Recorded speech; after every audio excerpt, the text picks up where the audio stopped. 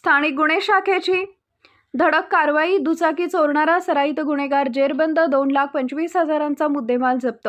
आज दिनांक 6 रोजी शनिवारी दुपारी 4 वाजता मिळालेल्या माहितीनुसार जालना जिल्ह्यात वाढत्या वाहन चोरीच्या घटनांना आळा घालण्यासाठी स्थानिक गुन्हे शाखेनं राबवलेल्या विशेष मोहिमेत मोठं यश मिळालंय.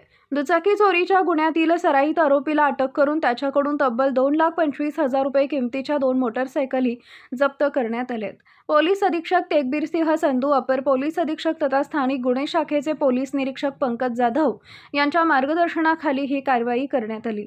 स्थानिक गुन्हे शाखेच्या पथकाला गुप्त बातमीदारामार्फत माहिती मिळाली की वाहन चोरीच्या गुन्ह्यात संशयित असलेला मुस्तफा अब्दुल सय्यद वय वर्ष 23 राहणार चंदनझिरा जालना हा चंदनझिरा परिसरात फिरत आहे.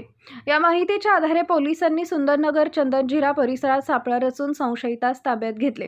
चौकशी दरम्यान आरोपीकडे असलेल्या मोटरसायकलीबाबत विचारणा केली असता त्यानं सदर वाहन बदनापूर तालुक्यातील गेवराई बाजार फाट्याजवळून चोरल्याची कबुली दिली.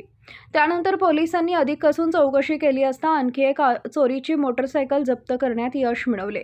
या कारवाईत पोलिसांनी मुद्देमाल जप्त केला आहे तो असा: बजाज पल्सर 150 काळा लाल रंग अंदाजे किंमत 75,000, रॉयल एनफिल्ड क्लासिक 350 काळा रंग अंदाजे किंमत 1,50,000 अशा प्रकारे एकूण 2,25,000 रुपये किमतीचा मुद्देमाल हस्तगत करण्यात आलाय. या प्रकरणी पोलीस ठाणे बदनापूर गुन्हा क्रमांक 309/2026 कलम 303(2) भारतीय न्याय संहिता BNS अंतर्गत गुन्हा उघडकीस आणून आरोपीसह मुद्देमाल संबंधित पोलीस ठाण्यात हजर करण्यात आलाय.